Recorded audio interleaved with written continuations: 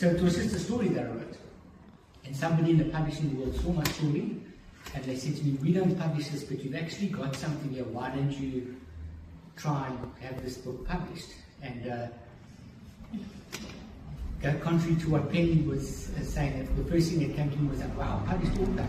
Buy a house in Clifton, get the fancy car, it'll be all good and well. And that's what I did for the next 3 years. I sent my manuscript around to publishers, and I received one rejection letter after the next one.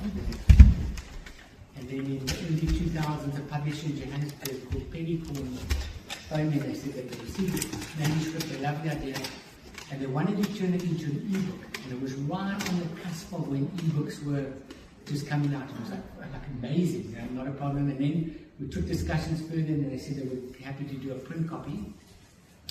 We finalized the manuscript, got the illustrations done, and just before it was meant to go up for the final print initiation, they phoned me to tell me that they were going out of business and they couldn't publish my book.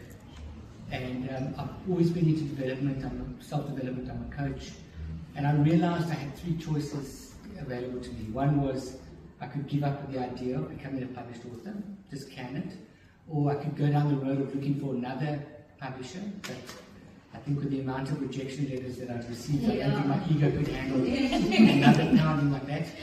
Or another thing that was just starting to make itself known was self-publishing.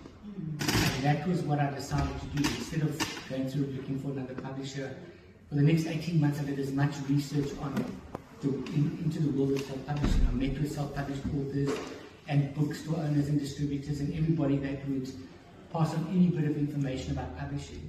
And the one key thing that I can mention is that I met with so many people over the 18 months, and everybody passed on what they, the knowledge that they had acquired, asking for nothing in return, which was a phenomenal gift.